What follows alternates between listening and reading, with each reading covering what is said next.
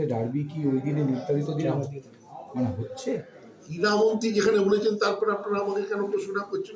আপনারা তো আয়োজক। খুব হাস্যস্কর লাগলো। মোহনবাগান ক্লাব জাতীয় উনি জানিয়ে দিয়েছেন, উনি তো মিথ্যা কথা বলবেন না, উনি হচ্ছে না বলেন। উনি ক্যামেরা দিকে পুলিশ ছাড়া কি ডার্বি হতে পারে? পুলিশ যদি না দিতে পারে কি করবো? আমরা এফএসডিএল কে জানিয়েছি, এখন এফএসডিএল বিচারাধীন, কি করবে দেখা যাক। সেক্ষেত্রে কি অন্য রাজ্যে সরতে পারে? যদি ওরা ডেট চেঞ্জ করতে রাজি না হয় তাহলে অন্য রাজ্যে ছড়াতে হবে। সাক্ষাৎকারে সংবাদ মাধ্যমে সর্বভারতীয় কল্যাণ চৌধুরী যা বলেছেন তেমনই ইঙ্গিত হয়েছে। আমি এআইএফএ প্রেসিডেন্ট, আমার সঙ্গে কোনো সম্পর্ক নেই।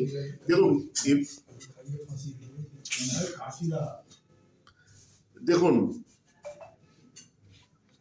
এই যে এই আইএসএলটা চালায় হচ্ছে এফএসডিএল, এতে এআইএফএফ খালি টেকনিক্যাল পার্টনার রেফারি দেয়, সেখানে এআইএফএফ এর এখানে ঠিক ডাইরেক্টলি ইনভলভমেন্টটা নেই। তো সেই জন্য আমি এআইএফএফ এর আমি আর ওনার ইন্টারভিউ আমি শুনিও নি, ওটা নিয়ে আমার কোনো মন্তব্য নেই। দেবাশিস দা, একটা বিষয় সেটা হচ্ছে ডার্বি যদি কলকাতা থেকে সরে বা অন্য রাজ্যে হয়, কারণ এটা একটা গেট সেলের ব্যাপার থাকে, সব জায়গায় এটা দেখা যায় যে যে কোনো ক্লাবই চাইবে যে এই ডার্বি থেকে একটা গেট সেলের ব্যাপার থাকে। সেই জায়গায় কি মোহনবাগান কি চাইবে যে ডার্বিটাকে যদি কোনো উপায় না থাকে যে কলকাতা থেকে সরাতেই হয় একান্ত, মোহনবাগানের পরবর্তী পদক্ষেপ সেটা কি হতে চাই? কি হতে পারে? গেট সেল হলো না, টাকা পেলাম না। গত 8 মাসে 3 বার ডার্বি নিয়ে এরকম হচ্ছে, একটা 10ই মার্চ, সেটা 18ই আগস্ট। সরকার যখন যারা চালাচ্ছে, পুলিশ যারা ব্যবস্থাপনা করছে, তাদের সুবিধা অসুবিধা থাকতেই পারে। আজকে আমি মোহনবাগান ক্লাব চালাচ্ছি, আজকে আপনাদের অনেক কিছু বাইরে থেকে মনে হতে পারে এটা কেন হচ্ছে না, কিন্তু আমি জানি আমার চেয়ারে বসে যে কোনটা সম্ভব কোনটা সম্ভবপর নয়। সেরকম তাদের ক্ষেত্রেও, পুলিশের ক্ষেত্রেও নিশ্চয়ই কোনটা সম্ভব কোনটা সম্ভবপর নয় সেটা পুলিশের বিচারাধীন। পুলিশ মনে করছে ওই সময় সাগরের জন্য তাদেরকে পুলিশ পাঠাতে হয়, তাইলে দিতে পারবে না। তো সেই জন্য সেটা পুলিশের কোনটা ঠিক কোনটা ভুল সেইটা সমালোচনা করার জায়গায় আমি বসে নিই। তাদের দিয়ে তারা তাদের বক্তব্য বলেছে, এবার আমাদের বক্তব্য আমাদের করতে হবে, কাজটা করতে হবে। আমরা এফএসডিএল কে জানিয়েছি, এবার এফএসডিএল সিদ্ধান্ত জানাবে। আপনারা অনেক সময় প্রাইভেট সিকিউরিটি হয়তো দিয়ে কারো প্রাইভেট সিকিউরিটি দিয়ে আজ অব্দি ডার্বি খেলা হয়নি ভাই। আপনারা প্রশ্ন করলে একটা সঠিক প্রশ্ন করুন, যে প্রশ্নটায় কোনো লজিক আছে, বেকার সময় নষ্ট করবেন। কারণ আপনাদের ফুটবল কোনোদিন হয়নি ডার্বি। আপনি 135 বছর ইতিহাসে কোনোদিন দেখাতে পারবেন না ডার্বি হয়েছে। কিন্তু আপনাদের এখন যারা ফুটবল দল দেখে তারা অন্যতম বড় কর্পোরেট হাউস, তারা যদি প্রাইভেট সিকিউরিটি, ডার্বি কখনো হতে পারে না, ডার্বি কখনো হতে পারে না প্রাইভেট সিকিউরিটি। এটা প্রশ্নটাই অবান্তর। ব্যাকআপ ভেন্যু হিসেবে কিছু মাথায় আছে? সেটা যখন হবে তখন সময় মতো যাবে। ডার্বি থেকে একটু ইলেকশনের ব্যাপারে কোনো লক্ষ্য করা যেত? ইলেকশন এখন বহুদিন দেরি আছে। এই ইলেকশনে আমাদের কাছে এখন আইএসএল আগে, তারপরে সব কিছু। আমি আইএসএল ছাড়া আর কোনো প্রশ্ন জানেন না। আচ্ছা, বাংলা ক্রিকেট নিয়ে যদি প্রশ্ন থাকে, ক্রিকেট টিম নিয়ে, বাংলা রাত পোহালেই হকি টিম নিয়ে বলতে পারি। রাত পেরোলেই বাংলা সন্তুষ্ট। আমি অত্যন্ত আনন্দিত বাংলার পারফরমেন্স দেখে, এবং এর সম্পূর্ণ কৃতিত্ব আমি বলবো সঞ্জয় সেনের। কারণ উনি ওনার কোচিংয়ে এই প্লেয়ারগুলো অনেকদিন ধরেই বাংলার 2 বছর খেলছে, কিন্তু তাদের এই যে উন্নতি সেটা ওনার কোচিংয়ের জন্য।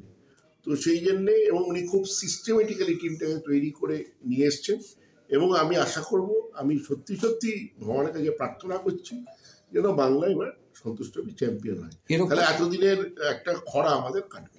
এরকম একজন কোচকে, এরকম একজন যশস্বী কোচ সঞ্জয় সেনকে এই ক্লাব থেকে অত্যন্ত খারাপভাবে বিদায় নিতে হয়েছিল বিদায়ের দিনটি, সেটা কি সমর্থকেরা ভুল করেছিল? এরকম কেউ বলেছে? একটা জুতো ছুঁড়ে এসেছিল যখন সাংবাদিক সম্মেলন করছিলেন বিদায় দিনে, একটা গ্যালারি থেকে জুতো ওনার দিকে ছুঁড়ে এসেছিল। শৈলের মান্না তো এখানে পাথর, ইট পাথর লোকে ছুঁড়ে মেরেছিল, পুলিশের ভ্যানে করে যেতে হয়েছে, আমার গাড়ি 5 বার ভেঙেছে। তো এগুলো তো খেলার মাঠের একটা অঙ্গ। যারা ওই জুতো ছুঁড়ে মারে তারাই আবার মালা পড়ায়, তারাই কোলে নিয়ে নাচে। আজকে আমার বাড়িতে এটিকে সরানোর জন্য আমার বাড়িতে উজ্জীতি হয়েছিল, তারাই আমার বাড়িতে এসে আমাকে মালা পরিয়েছে, মিষ্টি দিয়েছে। এটা তো খেলাধুলার অঙ্গ। আজকে কপিল দেব গাভাস্করকেও লোকে গালাগালি দেয়, আবার যখন সেঞ্চুরি করে তাদের মাথায় তুলে নাচে। তো এটা খেলাধুলার part of the football. Santosh trophy ISL নিয়ে আপনি প্রশ্ন যখন করেছেন, একটা প্রশ্ন মনে পড়লো, টিম লিস্টে ইস্ট বেঙ্গল নামই থাকে, শুধু ইস্ট বেঙ্গলের আগে যে ইমামি বা এরকম কিছু থাকে না। মোহনবাগানে কিন্তু থাকে, সেইটা কি উঠে যাওয়ার একটা আমাদের সম্ভাবনা? মোহনবাগান সুপার জায়ান্ট সেটা মানে এসজিটা উঠে যাওয়ার কোনো ব্যাপার আছে টিম লিস্টের আমার ক্ষেত্রে? জানা নেই। আপনিও তো অনেক কিছু করেছেন যেরকম। না না না, আমি কখনোই চাই না। আমি মোহনবাগান সুপার জায়ান্টে সব খুব খুশি, কারণ আমরা তো সুপার জায়ান্ট। ভারতবর্ষে আর কেউ সুপার জায়ান্ট নেই, আমরাই সুপার জায়ান্ট। তাহলে আমাদের সঙ্গে সুপার জায়ান্টই তো থাকবে। দেবজিৎ, আরেকটা বিষয় রয়েছে, সন্তোষ ট্রফির ফাইনাল খেলছে বাংলা, কিন্তু কোথাও না কোথাও কি একটা খারাপ লাগার বিষয় রয়ে যাচ্ছে যে এই ফাইনালিস্ট দলে কোনো মোহনবাগানের খেলোয়াড় নেই? না না, বাংলার দল মোহনবাগান, ইস্ট বেঙ্গল, মোহামেডান আবার কি? বাংলার দল, বাংলায় যত মোহনবাগান, যত আগে যে আপনি যদি দেখেন বাংলার ক্যাপ্টেন কতজন হয়েছে সন্তোষ ট্রফি চ্যাম্পিয়ন, দেখবেন ম্যাক্সিমাম মোহনবাগানের। বা ভারতবর্ষের ক্যাপ্টেন যদি এসে তাতে কি হলো, মোহনবাগান কি হলো? আসল হচ্ছে বাংলা জিতলো কিনা, ভারতবর্ষ জিতলো কিনা। বাংলা জেতাটা সবচেয়ে বেশি দরকার, কোন ক্লাবে রইলো সেটা ইম্পর্টেন্ট নয়। আর একটা ব্যাপার ছিল আজকে, এখন Reliance youth foundation youth league হচ্ছে বাচ্চাদের আন্ডার 15। মোহনবাগানের আজকে খেলা ছিল সল্টলেকের একটি মাঠে। মোহনবাগান টিম বাঁশবাড়িয়া থেকে যখন রওনা করে, হঠাৎ সেই সময় খবর আসে, ফোন আসে যে মাঠ রেডি নয়, আজকে খেলা হবে না। এই যে আন্ডার 15 দুর্ভাগ্যজনক যে ব্যাপার, ছেলেগুলো আমার জানা নেই ভাই, এটা যদি আমি জেনে খোঁজ নেব, যদি খোঁজ নিয়ে আমি এর উত্তর দেবো, না জেনে আমি কোনো কিছু উত্তর দেবো না। এবছরে নাকি দল নির্বাচন। না, সঞ্জয় সেনকে কোচ করা, সঞ্জয় সেনকে কোচ করাই হচ্ছে মাস্টার।